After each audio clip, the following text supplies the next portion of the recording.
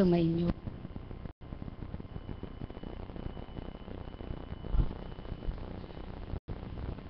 Kay dakila niya, wagas at tapat ang pag-ibig niya. Sa panahon lamang mapapatotohanan ng Ama sa mga anak niya, sadyang ganyan ang buhay. Dapat ang tao ay lumaban, sapagkat kung anong layunin at nais ng Ama sa isang iglap, may magagawa siya. Tulad ng panahon na napagbabago-bago niya, kahit tag-ulan, napapasikat niya pa rin ang araw. Kahit naman tag-araw, napapasilay niya yung ulan. Napapapatak niya, napapaambon niya, napapabugso niya, napapalakas niya. Ganyan lamang pambuhay. Maaari kanyang pasiglahin, palakasin, bugso ang galak, kumisan ay karampot lamang. Ang minamahal ko, ang bawat kaganapan ay isang pagsusuri sa taong may pangunawa sa katotohanan na dapat ay napagninilayan sa kanyang buhay. Walang hindi ginusto ang Ama na maibigay sa kanya, kundi ang siya'y mapabuti at maging mabuting anak siya. Kaya kung lahat lamang ng tao dito sa ibabaw ng mundo bilang katauhan at sanlibutan na tinatahanan ay magmimithi ng pawang kabutihan, walang hindi magbabago.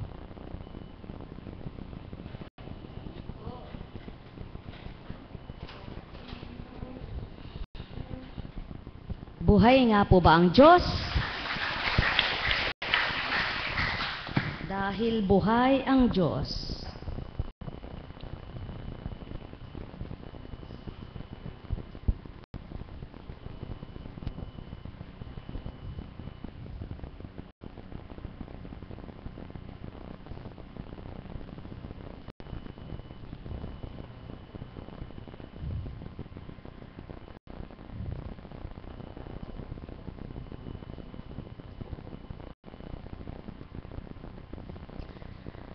ang bawat araw ay kapaki-pakinabang sa bawat tao.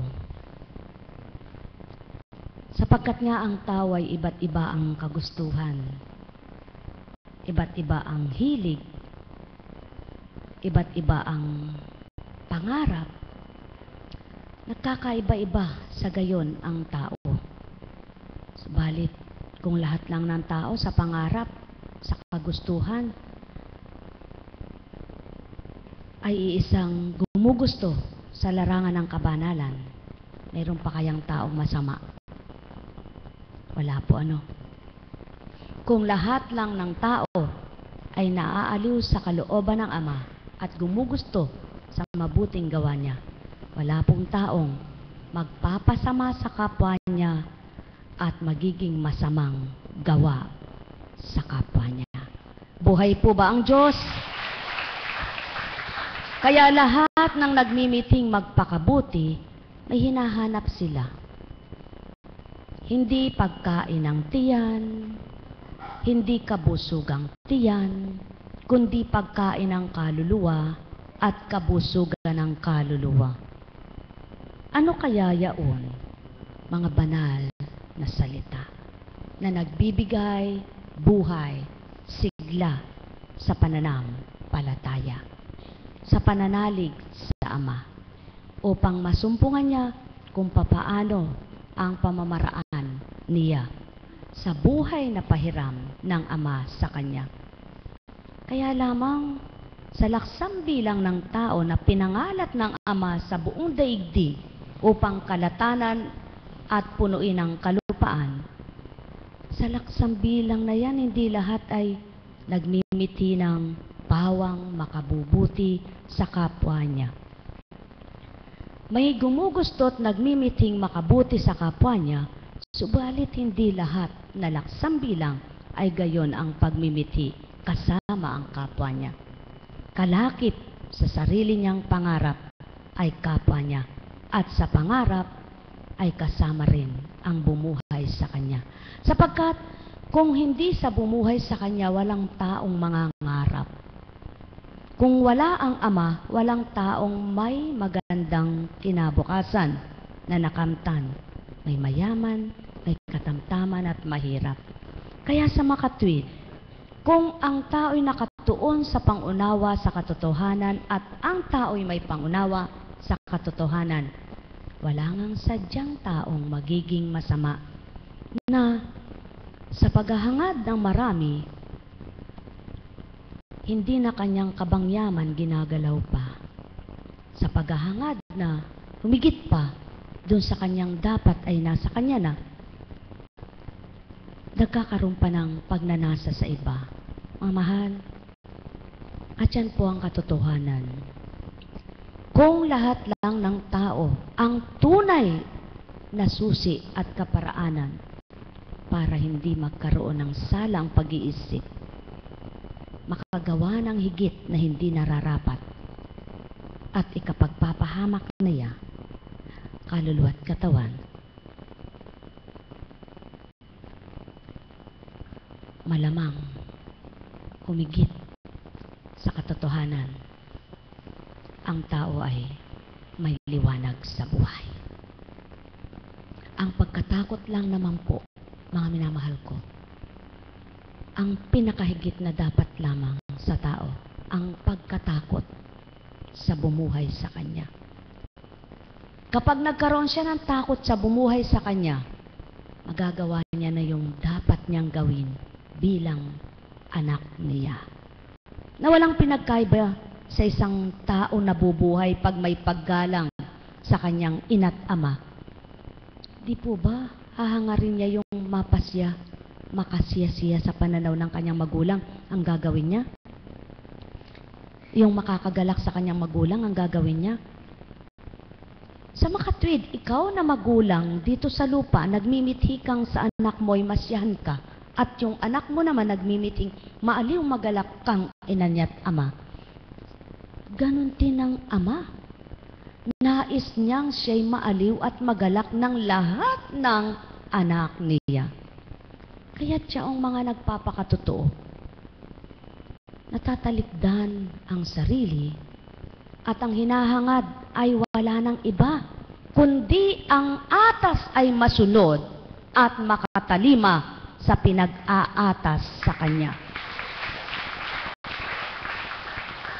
Kaya't sa Kanyang pagtupad sa atas na tinanggap, pawang katotohanan, ang isip at damdamin niya'y naiiba na. Kung gaano ang pagmimithi niya sa unang buhay niya'y lahat ay makamtan niya, na kapag masama ang loob niya, kapag hindi niya nakuha'y gusto niya, talagang nag-iiba ugali niya. Subalit nang tumanggap siya ng atas at ang atas ang tinaliman niya, hindi na utos ang sinusunod niya. Atas na ng Ama sa kalooban niya. Kaya't yung kautusan na tinatawag, hindi na yun ngayon ang pinag-uusapan. Sapagkat ang damdamin na ng Amang naghahari, kaya't yung dapat gawin niya ay hindi na niya pinag-iisipang pang napakahirap sa kanya. Sapagkat yung damdamin niya na yon ang umiiral at nag-aatas, nag-uutos sa kanyang kalooban para gawin niya yung tama at tumpak sa buhay. Mga mahal, nawa nga ang bawat inatasan sa kanyang pagtupad, sa kanyang pagtalima, totoong-totoo, puso't damdamin niya, isip at kaisipan na tinatawag, kapuspusan ng buong katauhan mula ulo hanggang talampakan, ang naghahari ay Espiritong Banal. Hindi sa ulo hanggang liig ay ang kagustuhan ng pagkabanal. Sa damdamin ng naghahari ang pagkagusto sa sanlibutan. Mga mahal, hindi magtatama, hindi magtutugma. Kaya marapat na ang isip at damdamin ay parehas ang kagustuhan. Upang sa gayon, mapangibabawan ng Ama ang kagustuhan at kalooban ng bawat isa. Hindi naman hinihingi ng pagkakataon para lamang makasunod ka sa Amay. Kung mayaman kay, iwanan mo yung kayamanan mo. Pamigay mo lahat yan Sapagkat sinubukan lamang ang isang mayaman, subalit hindi hinihingi ng pagkakataon para lamang makatalima kay magpakalupad ka. Sapagkat hindi ginusto ng amang magpakalupad ang tao. Magpakahirap baga. Kundi ang hinihingi ng pagkakataon na ikay makatupad, makasunod, yaong pag-ibig na nag-ahari sa iyong puso. Sapagkat kapag may pag-ibig, ang lahat ng ginagawa mo ay kaukulan sa Kanya.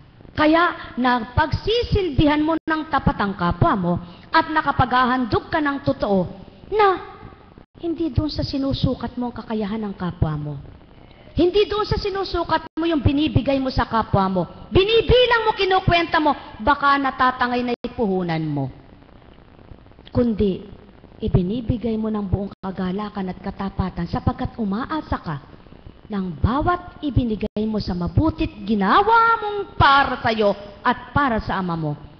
Hindi ka kaya lolooban nang ikaw ay masakitan. Sapagkat sino pa gagamitin niya?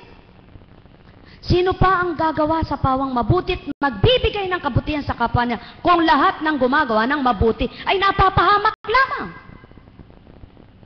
Niloob ng Ama ng isang Kristo ay maging isang halimbawa ng kahubaran upang matupad ang pagtalima at pagsunod sa Kanya.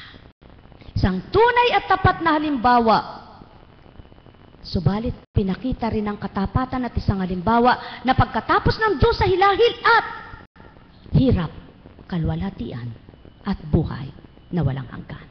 Mga minamahal, alalaong baga, katauhan hindi kayang iulat, pagkatao'y walang maiuulat. Espiritong laganap at tao'y tinanggap at tao'y binahaginan, tao ang kakamtan, ay pawang katotohanan. Patuloy sa sanlibutan, nakhahain, nakabukas ang dulangan. Bawat hapag na dulangan, malayang tumikim, malayang kumain. Nakahain ang kamay, nakahandang iabot kanino man. Bukas ang pintuan para iladlad ng Ama ang kaharian sa bawat makikinabang. Mga mahal, kay buti ng Ama, kay dakila niya. Hindi naman hinihingi ng pagkakataon na ang katalinuhan mo'y ibigay mo muna at ipanakaw mo, ibahagi mo sa kapwa mo bago ka maging mabuti. Magpaka-mang ka sa sanlibutan. Hindi. Kundi, kaalinsabay ng katalinuhan mo sa sanlibutan at tinanggap mo ang katalinuhang pang-espiritual, maaari mong pagsabahin upang makatupad ka sa buong galak na nais ng Amang ikaw ay makatamo. Hindi naman ngayon at may kapangyarihan ka, kailangan mo nang isuko mo yon, ibigay mo. Kundi sa taglay mong kapangyarihan, magamit mo sa kabutihan. Upang sa iyong kapangyarihang taglay na yaan, ay magkaroon ng isang halimbawang hindi ginamit ang kapangyarihan sa kasamaan, kundi ginamit ang kapangyarihan sa kabubuti at makakabuti ng bawat kapwa niya. Kaya, ang sinumang tumutupad at gumaganap sa gayon, kilala niya ang Ama.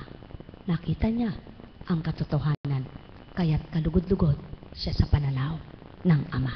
Mga mahal, may nagpapasabi sa kapwa niya tao kung ano ang gusto niya, kung ano layunin niya.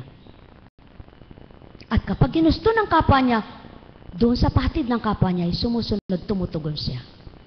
Subalit ang Ama, sa tuwin ay may hain siya at may inuulat sa bawat anak niya, walang sawa, walang patid. Sa tuwin ay may pahatid siya na pag-uulat sa bawat anak niya.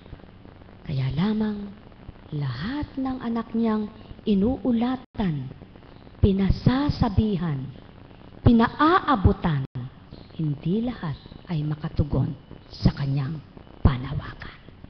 Mga mahal, kay buti ng Ama, kay dakila niya. Sa ibabaw ng mundo, kapag may nabuksang problema, doon nakatuon ang tao. Doon pinagsusumikapang ilantad, ilahad, subalit na isasarado na hindi nalulutas. Subalit ang Ama, kapag nagbukas siya, sinisigurado niya, bago niya isarado, tapos niya nang ginampanan ang kanyang dapat ibigay. Yaan ang malaking pagkakaiba ng Ama at ng tao. Ang tao kaya niyang buksan, di niya kayang isarado ng maayos at tama.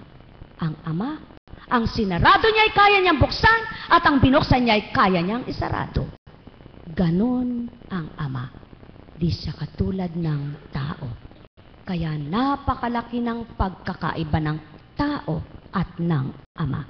Kaya't ang tunay na anak ng Ama, kinikilala ang kanyang katwiran. Dinadama ang kanyang kalooban. Hinahanap niya ang kanyang kagustuhan at pinagsusumakitan, pinagsusumikapan niyang tupding niyaon. Hindi ng ganang kanya kalooban at kagustuhan, kundi ng ganang kalooban ng Ama at ng kagustuhan niya. Ang may pandinig ay nakarinig. Sumainyo ang kapayapaan, mga may pangunawa.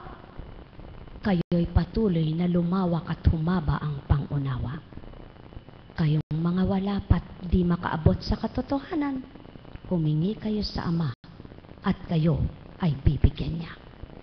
Siya'y siksik-liglig at tumaapaw, kailan may di kakapusit kukulangin. Sa lahat ng bagay na mabutit, pawang ikabubuti, saganang sagada siya. Lamang lahat ng kasaganaan niya, ang ginugusto lang ng tao ay ang pangmaterial, hindi ang pang-espiritual. Sumainyo ang kapayapaan, noon ngayon at kailanman, walang kupas, walang maliw, ang karunungan at kabutihan ng Ama. Ang sino mang may nasa, aalayan niya. Paghahari walang hanggan, walang kamatayan, taglay na pagmamahal. Ang may pandinig ay nakarinig. Nekaramanyahanam, nekaramanyahanam, nekaramanyahanam. Buhay po ba ang Diyos?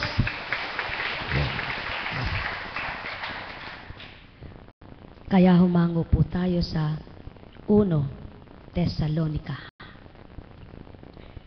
Dahil sa laki ng aming pagmamahal sa inyo, itinalaga namin ang aming sarili sa pangangaral sa inyo ng mabuting balita. Hindi lamang iyan, pati na ng aming buhay ay ihahandog namin kung kakailanganin. Lubusan na kayong napamahal sa amin. Tiyak na natatandaan pa ninyo ang mga kapatid kung paano kami gumawa at magpagal araw-gabi, para hindi kami maging pasanin ni numan. Samantalang ipinahahayag namin sa inyo ang mabuting balita.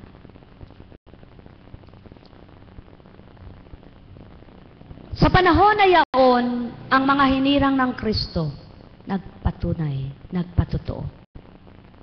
Sa pamamagitan ni San Pablo na may kakayahang pang maghanap buhay, nagpatotoo.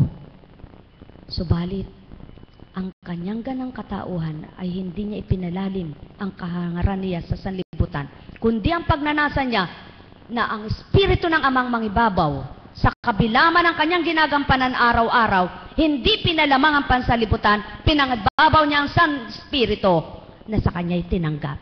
Yaon ay ang liwanag.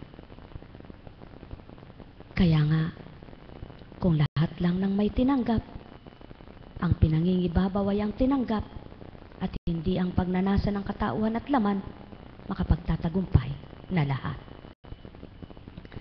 Saksi namin kayo at gayon din ng Diyos na kami ay tapat, mabuti at ganap sa pakikitungo sa inyo na mga sumasampalataya. Tulad ng alam ninyo, kami naging parang ama ng bawat isa sa inyo. Pinalakas namin ang inyong loob, inaliw kayo at hinimok na mamuhay ng tapat sa paningin ng Diyos na humirang sa inyo upang makahati sa kanyang kaharian at kaluwalhatian. Ito pa ang lagi naming ipinagpapasalamat sa Diyos nang ipangaral namin sa inyo ang kanyang salita. Tinanggap ninyo ito bilang tunay na salita ng Diyos. at hindi ng tao. Ano pat ang bisa nito'y nakikita sa buhay ninyong mga sumasampalataya. Ang nangyayari sa inyo, mga kapatid, ay tulad ng nangyayari sa mga iglesia ng Diyos sa Judea, sa mga nanaroroong nananalig kay Kristo Jesus. Inuusig kayo ng inyong mga kababayan tulad ng mga taga-Judea na inuusig ng kapwa nila Hudyo, na siyang pumatay sa Panginoong Jesus at sa mga propeta. Sila rin ang umuusig sa amin. Salungat sila sa kalooban ng Diyos at kaaway ng lahat ng tao. Kaya't ang aming pangangaral ng mabuting balita ng mga hentil sa mga hentil sa ikaliligtas ng mga ito ay pilit nilang hinahadlangan. Umabot na sa sukdulan ng kanilang kasamaan, kaya't bumagsak sa kanila ang puot ng Diyos. May mga taong sa pagpapalagay sa sarili na sila ang tama at tumpak, subalit sa gawa ay wala sa katotohanan. Hinahadlangan pa yung kapwa nila sa nasumpungan nilang katotohanan kung magkaminsan. Nanataligdan ang sarili dahil sa pagtanggap sa Ama, na kinalimutan ang sarili dahil sa pagkilala sa Ama, subalit silang hindi makaunawa sa ginagawang totoo, hindi makapaniwala. At yan ngayon ang dapat mapatid sa tao, upang ang katotohanan ay mapangibabaw ng nagpapakatotoo at hindi magulapi at maagaw ng tukso ng kapwa-tao na nagmamaang-maangang nagpapaimbabaw na makatotohanan para lamang sa sariling kapakanan. Mga mahal, ano ba ang katotohanan? Ang katotohanan ay nagtataglay ng pawang kabutihan. Ano ba ang kabutihan? Ang kabutihan ay nagbibigay ng kaukulang nararapat sa katauhan upang makapagbagong buhay. Ano ba ang pagbabagong buhay? Ang pagtalim at pagsunod sa pagkilala mo kung sino ang Diyos mong tinatalakay ng buhay mo at pinagmulan ng buhay mo. Ano ba ang Diyos mo? Siya ang lahat sa buhay ng tao. Buhay ba ang Ama? Mga minamahal, pawang katotohanan ang sakit tinuturan, kaya't ang tao'y nagmamang-maangan kapag sinasabi ng bibig ay hindi naman totoo sa puso niya. Kapag nasasabi ng bibig niya, subalit walang sagawa ito at di na isasagawa. Kaya't ang Ama ay hindi tumitingin sa taong gumagawa lamang, kundi tumititig siya sa kaukulan, binabasa ang laman ng isipan, tinatarok ang damdamin. Kaya siya ang tunay na magsusuri at siyang tunay na apoy ng kalinisan. Apoy ng liwanag at apoy ng buhay. Sumainyo ang kapayapaan, pagharian kayo, mga mahal ko. Nawa nga ang lahat ng lingkod, maging isang tunay na halimbawa ang naunang Jesus, at sundan pa ang mga yapak na pinagmulan ng mga tapat at nagpakatotoong alagad. Kaya, sa panahon ngayon at daratal pang panahon, ang totoo ay makikipagtotoo at ang talusira ay nagpaimbabaw lamang. Sumainyo ang kapayapaan, pagharian kayo, mga mahal ko. Alalaong baga, kung magmaang-maangan baga ang tao at magpaimbabaw lamang sa kapwa niya, sino dinadaya niya? Hindi ang Diyos niya, kundi siya mismo sa sarili niya. Kung baga siya ay taong gumagawa ng mabuti, subalit nakikita ng Ama ay pawang masama, laman ng puso niya, dinadaya niyang sariling hindi totoo gawa niya. Mga mahal, ang gawang mabuti ay kaangkop sa pag-ibig ng Ama. At ang pag-ibig ng Ama nararamdaman sa damdamin ng gumagawang mabuti upang mapatotohanan siya ang totoong kumikilala sa katwiran niya. Kaya't ang katwiran ng Ama ay di nililisyaan ng anak niyang nagpapakatotoo at ang magpapakatotoong anak niya nang dahil di niya nililisyaan ang katotohanan at pinipili ang gustong gawin at sabihin, nagaganap ang Ama ang maghari at manguna. Sumainyong kapayapaan. Ang may pandinig ay nakarinig. Malaya ang tao, sinidla ng kalayaan, binigyan ng karapatang makalaya ang sinuman. Subalit sa bawat kalayaan, magtanto't magnilay, huwag kang maligaw. Nekkarameneyahanang. Nekkarameneyahanam, nekkarameneyahanam. Buhay po ba ang Diyos? Kung totoo lamang po na ang tao ay sadyang ang Diyos ay naramdaman,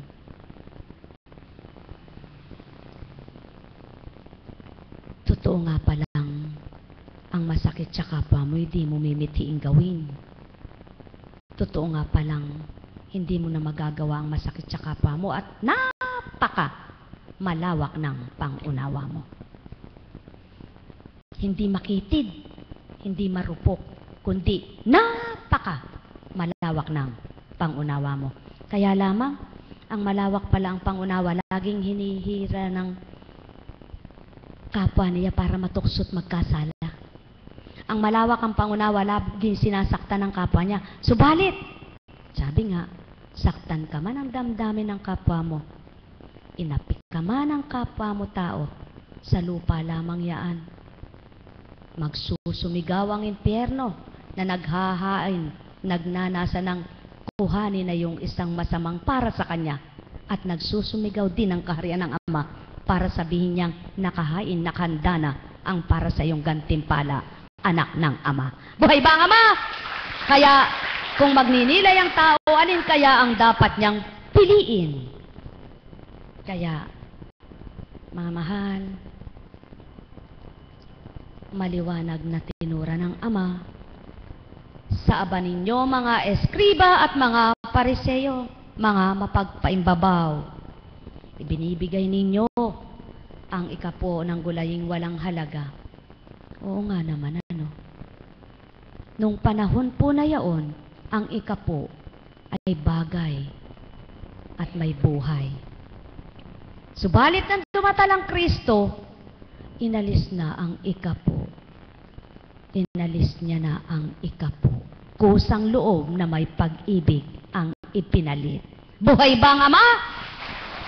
Kaya sa kusang loob na may pag-ibig, ang Ama nakabatid, ang Ama nakasuri, at ang Ama ang gumaganti. Hindi na niya ibinigay ang ikapo salita. Sapagkat ang nag-ikapo na at naghain ay ang totoong anak na. Kordero ang tinawag sa kanya. Hinambing sa kordero, dugo at laman ang hinandog, hindi ng dugo lamang. Na kinakaskas, kinukuskus pa sa pintuan at sinusunog pa para maamoy malanghap ang katawan. Nalugod ang Ama sa katotohanan at katapatan ng pagtalim at pagsunod ng sambugtong nanak. At sa susunod na mga anak na tumatalim at nagpapakatotoo, nalulugod din siyang nagmamasid. Nekkarameneyahanam, nekkarameneyahanam, nekkarameneyahanam. Mga bulag na taga-akay, sinasala ninyo ang niknik sa inyong inumin, ngunit nilulunok ninyo ang mga kamelyo. Ano po ang ibig sabihin nun? Ang tao ay tinitingnan niya baga kung ano ang para sa kapwa niya, nagmamalinis, nagmamapuri. Subalit ang pawang katotohanan naman, masigit pang marumi ang tinatanggap at ginagawa niya. Mga mahal, nais ng Ama, sa araw na ito at oras na ito, naway malasapnyot manamnam ang kalooban niya, huwag magmapuri, huwag magmalinis, kundi magpaka-totoo. Nekkarameneyahanam, nekkarameneyahanam, nekkarameneyahanam. Buhay po ba ang Diyos? Dahil may Diyos, buhay nga po ba ang Diyos? Kaya, ng panahon ni Oseas, ito ang pakiusap na manumbalik sa Diyos ang Israel. Israel, manumbalik ka na kay Yahweh na iyong Diyos. Ang pagbagsak mo ay bunga ng iyong kasamaan. Dalhin ninyo ang inyong kahilingan, lumapit kayo kay Yahweh, at sabihin ninyo, patawarin mo na kami. Kami iyong kahabagan at tanggapin. Maghahandog kami sa iyo ng pagpupuri. Hindi kami maililigtas ng Assyria. Hindi kami sasakay ng mga kabayo. Hindi na namin tatawaging Diyos ang mga larawang ginawa lamang ng aming mga kamay. Sa iyo lamang nakasusumpong ng awa ang mga ulila. Sabi ni Yahweh, patatawarin ko na ang aking bayan. Mamahalin ko na sila ng walang katapusan, sapagkat mapapawi na ang aking galit. Ako'y matutulad sa hamog na magpapasariwa sa Israel, at mamumulaklak siya ng gaya ng liryo. Magugat ng tulad na matibay na punong kahoy. Dadami ang kanyang mga sanga, gaganda siyang tulad ng puno ng olibo, at hahalimuyak gaya ng Lebanon. Magbabalik sila at tatahan sa ilalim ng aking kalinga. Siya'y yayabong na gaya ng isang halamanan. Mamumulaklak na parang punong ubas, at ang bangoy katulad ng alak mula sa Lebanon. Ephraim, tumayo ka na sa mga Diyos-Diyosan. Ako lamang ang tumutugon sa nagbabantay sa iyo. Ako'y katulad ng sipres na laging luntian, at mula sa akin ang iyong bunga. Ang mga bagay na ito'y dapat unawain ng matalino at dapat mabatid ng marunong. Matuwid ang daan ni Yahweh, at doon tumatahak ang mabubuti. Ngunit madarapa ang mga ngahas na sumuway. Kay buti ng Ama, panukala niya'y tamat tumpak at marapat. Salita niya'y makapangyarihan buhay na kung tatanggapin ng anak niya sa ibabaw ng kalupaan. Ang pagpapatawad niya'y walang katapusan, subalit ang pagpaparaya niya'y may hangganan. Buhay ba ang Diyos? Mga minamahal ko, sa yugto ng buhay ng mga Israelita, hiningi ng pagkakataon ng Ama na manumbalik sa Kanya ang mga katauhang ihinangoy niya sa Ehipto. Ang mga pamilyang ibinigay ang katotohanan at sinidla ng talino at kaukulan itong Kanyang hinirang, upang sa gayon lubos na magpakilala at mapakilala ang Kanyang kalooban. Subalit,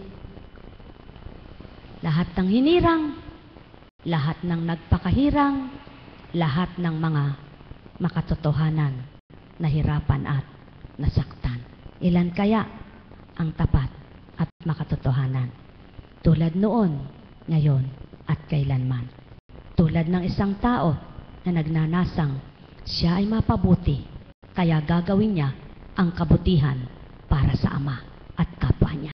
Mga mahal, hindi ito mahirap gawin kung tatalikdan mo ang sarili mong gawain at susundin mo ang gawa ng Ama para sa iyo. Hindi ito mahirap gawin ng isang espiritu na maghaharit makikipagtotoo lamang ay tao. Sumainyong kapayapaan, pagharian kayo. Nekkarameneyahanam. Nekkarameneyahanam. Nekkarameneyahanam.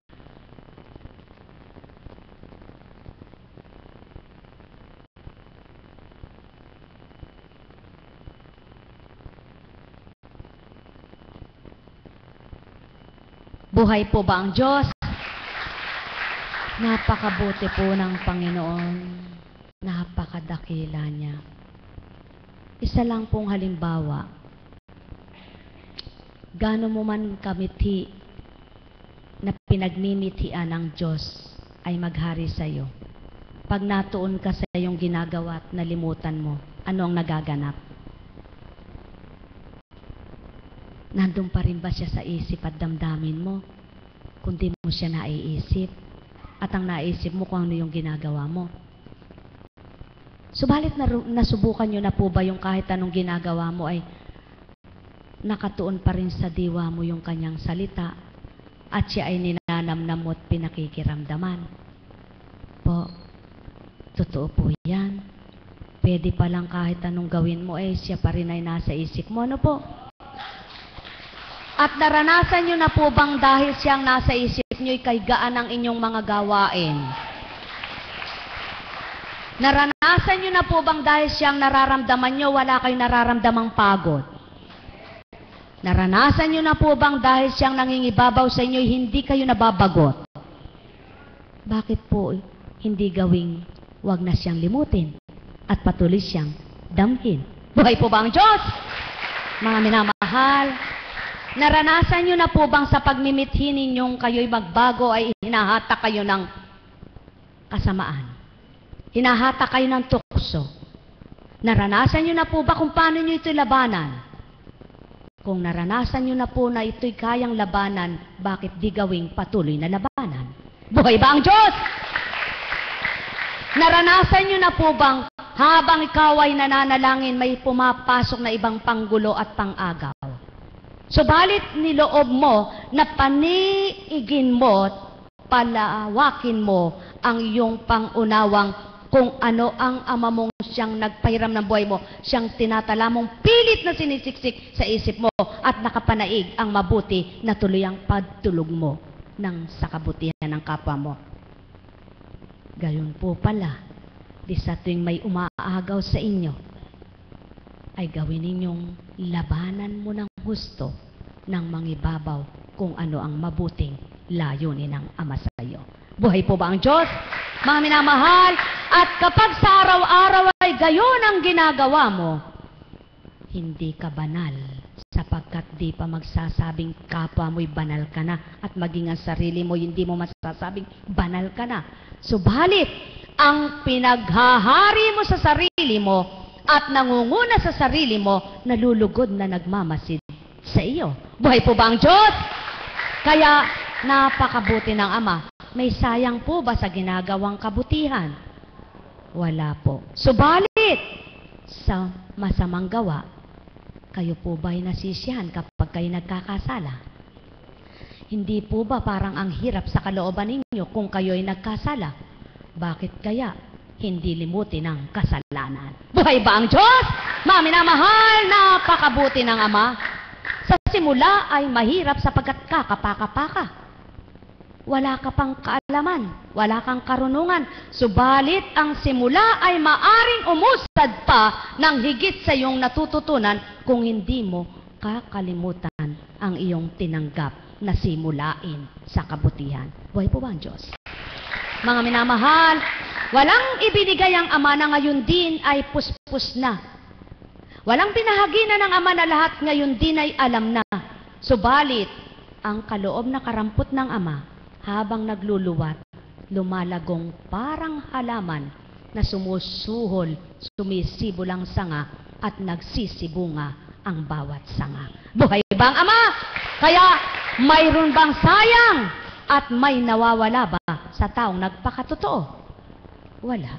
Kundi, nang dating ikaw ay anak na mahina, pinatatag, pinalakas ng Amang tinanggap mo at nakipagtotoo ka sa Kanya. Buhay ba ang Ama? Bagkus, ang dating gulapi na, wala nang magawa sa kanyang buhay, sapagkat wala nang ginawa kundi dumaing, hinaing at sumbat na lamang. Nang makilala at tinanggap ang Ama, na wala ang lahat ng yaon, ang tinanggap niya na'y pagsusumamo na at pagtanggap na bagong isip, na bagong damdamin, na siyahan ang kalooban. Naramdaman mo na ba yan? Kung gayon, halina, mga mahal ko, ipanahan na sa inyo. Sumainyong kapayapaan, pagharian kayo. Buhay nga po ba ang Diyos? Napakabuti ng Ama, napakadakila niya, walang kapantay, magpakailanman. Tama po ba? Kaya ng panahon ni Moises, sabi niya, sumubasog. Natatakot niyang tingnan ng Ama, ano? At hiniling pa niya kung ano itsura niya, no? Subalit sabi niya, Moises, makikita mo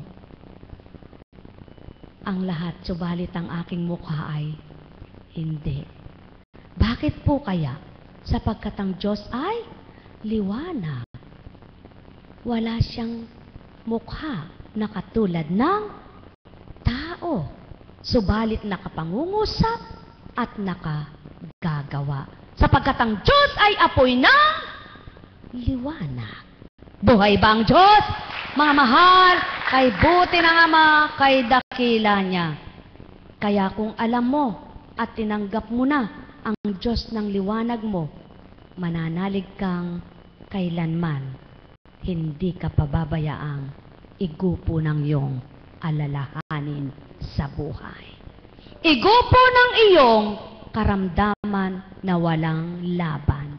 Igupo ng iyong kasamaan na nauna sa buhay. Kundi nang nakilala mo siya, ipatatalikod niya yan sa'yo, gagawin ka niyang iba, babaguhin ka niya, at iniba ka na nga niya. Buhay ba ang Ama? Sapagkat ang Diyos mong nasumpungan ay hindi tulad ng tao, kundi ang Diyos mong kinilala at nasumpungan ay kaiba sa tao. Buhay ba ang Ama?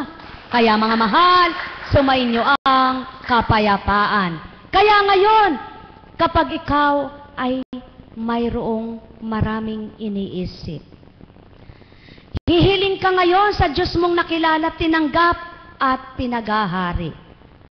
Dahil nararamdaman mo siya, damang-dama mo ang pangunguna niya sa iyong sarili. Kaya, ang laman ng isip mong kung ano-anong gumugulot, nalilitot, napakarumi, napaparam ng pandama mong mabuti. Buhay ba ang Diyos? Mga minamahal, yan ang pawang katotohanan. Kaya, kaiba sa lahat ang Diyos mo. Kaiba sa lahat ang Ama mo. Sapagkat hindi siya tao. Mga mahal, ang may pandinig ay nakarinig sa pakilala at pagpapakilala sa inuulat ko sa inyo, naway nawawaan ninyo kung sino ang bumuhay sa inyo. Tao, mahal ko kayo. Tuwiran kong tinuturan, mahal na mahal ko kayo. Alalaong baga, sumainyo ang kapayapaan. Buhay po ba ang Diyos? Kay buti ng Ama, ano po? Napakabuti po niya. Sadya pong napakabuti. Alam niyo po, ilan na nga po bang katauhan yung, Apo, sabi nila, nagsusuka po ang anak ko, nagtatae. Nagsusuka, nagtatae. Pagkatapos ng lagnat, sukat, tae. Mga mahal, alam niyo po, wala naman pong pinababatid na gamot, kundi yaong tubig. Tubig. Kasi sa panahon po yan. Kaya inom ka ng tubig, tapos maliligo ka ng tubig. Hindi ng langis. Ano po? Eh yung iba po kasi nilalagnat na punas pa ng langis. Eh kalagkit po noon kainit. Ano po? Noong unang panahon, gumamit ng langis ng panggagamot. Subalit, hindi po yung haplos na ano. Dito lang nilalangisan. Sa noo lang. Basahin niyo po sa Biblia. Buhay po ba ang Diyos? Kaya nga yung olibo ay ginawang langis. Buhay po ba ang Diyos? Mga minamahal, ng unang panahon, wala kayong mababasang paracetamol na nakalagay. Tempra, Biogesic, Calpol, wala. Anong nakalagay? Sa karunungan ng Ama, gumagaling ang tao. Buhay ba ang Diyos? Sa salita niya, gumagaling ang tao. Nang unang panahon, ang natuklaw ng ahas, yung hindi tumitig sa tungkod ni Moises, ay namatay, nalason. Subalit ang tumitig, nabuhay. Anong ibig sabihin nun? Kung hindi ka tititig sa kalooban ng Ama at sa kapangyarihan niya, tao, mamamatay ka. Buhay ba ang Diyos? Mga minamahal, katotohanan ang sa akin tinuturan. Ang may pandinig ay nakarinig. Sapagkat ang ugaling ahas, nalalason siya sa sarili niyang ahas na pagkaugali. Buhay ba ang Diyos? Kapag ikaw ay natuklaw ng ahas, na ugaling ahas, na pasipsip ka sa kanya, nanahan ka sa kanyang pag-uugali, tinularan mo siya, kapwa patay kayo sa mga lason na nakalason sa ugali ninyo. Subalit kapag tinitigan mo ang kataas-taasang ama mo at nagmasid ka sa kanyang kabutihan at tumanggap ka sa kanyang kapangyarihan, ikaw ay mabubuhay tao. Buhay ba ang Diyos? Kaya mga mahal, sumainyo ang kapayapaan, pagharian kayo. Literal na binabasa at inuulat. Ano ang mapupulot mo sa kasaysayan na gayong pagnunuran? Kaya't ang Ama, ang Espiritu niya, nagbigay ng katotohanan, hinayag ang katotohanan, inuulat sa ibabaw ng kalupaan. Sapagkat ang Ama, ang katotohanan, ang Espiritu, ang Diyos niyang taglay, ay ang Ama ng kataas-taasan.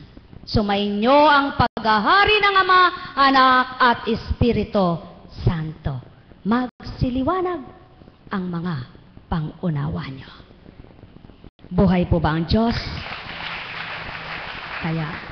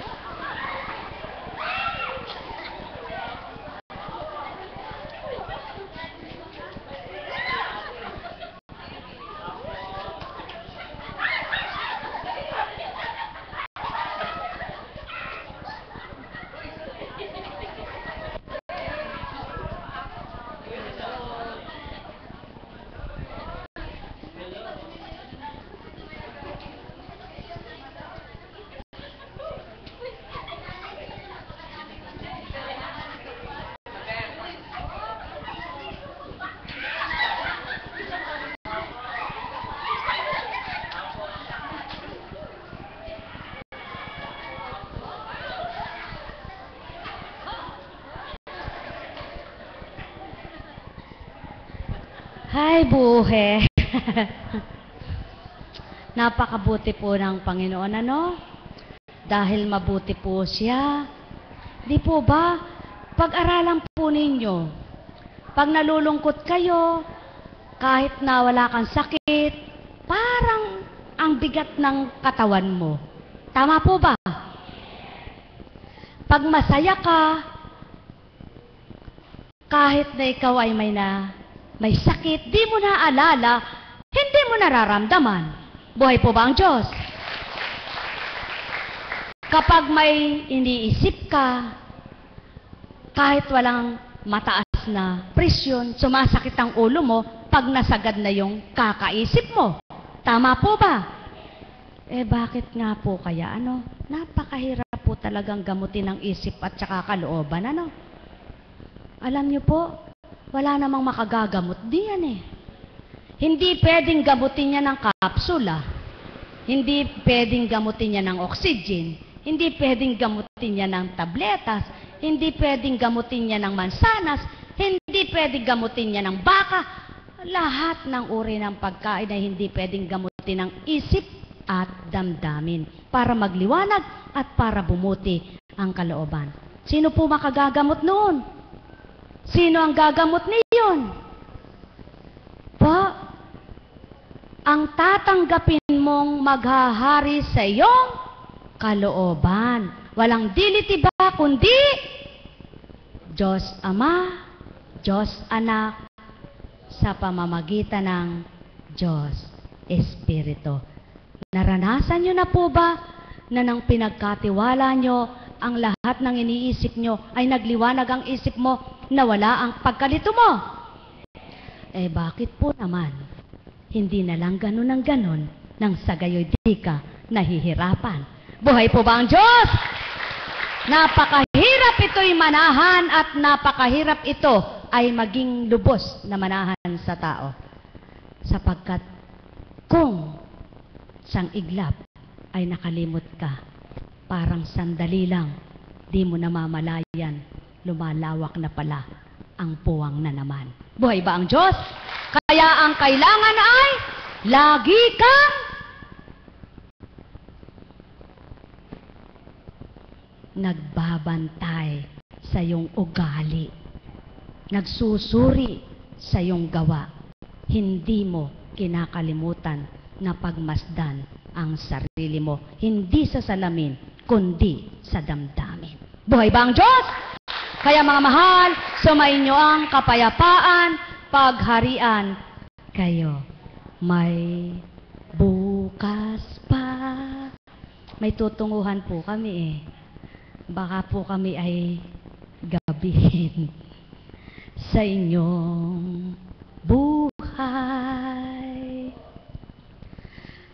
Huwag damdamin ang bawat araw sa tuwina'y manalig kang ang Ama'y buhay.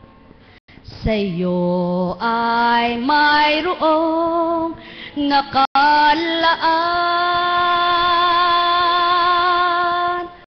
Di mo man nakikita, di mo man siya mahawakan sa isip damdamin. Siya'y ganap na tanggapin.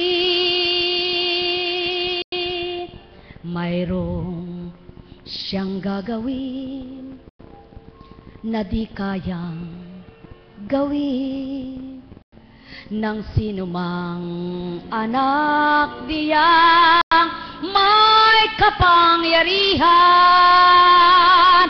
May matalinong anak niya'y di niya kaya ang tulad sa kanya, kaya't halina, siya ang inyong pangunahin. Kaya sandali lang ay huwag mo nang idahilan, kundi patuloy tuloy na siya'y iyong hanapin at ganap mo ng kamtin ang paghahari niya sa iyong katauhan, huwag nang mawalay. Ganap mo na siyang pangunahin upang sa iyong buhay sa tuwin ay mayroon siyang maiyalay na mainam. Buhay ba ang Diyos? Tayo na po. Alam niyo po, sadyang sa buhay naman ng tao, gaano man kabutid, gaano man kaganda ang iyong gawin, mayroong tao sa iyong hindi tatanggap, makakaunawa, at maniniwala. Kaya, sa mga tumatanggap, magpapasalamat ka na lamang. Sa hindi tumatanggap, idudulog mo na lang. Sa mga nakakaunawa, magpapasalamat ka at magagalak. Sa hindi nakakaunawa, ipapanalangin na lang. Buhay ba ang Diyos? Sa mga nagbibigay karapatan na ikaw ay maaliw at masyahan, walang humpay mong gawin na ika'y magpasalamat. Sa mga nagdudulot ng hindi mabuti sa iyong damdamin, wala namang patid mong ipanalangin. Buhay ba ang Diyos? Napakasimple. Kaya sa inyong lahat, ang simple ay hindi alam ng iba. Subalit sa simpleng buhay na masaya, kaaya-aya sa kalooban ng Ama.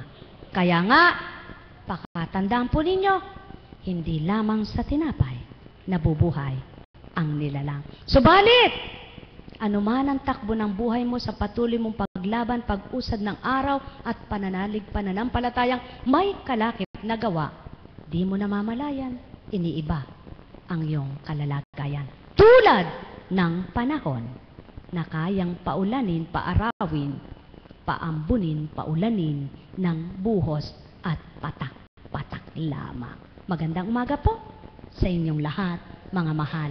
Pagpalain po kayo. Tayo na.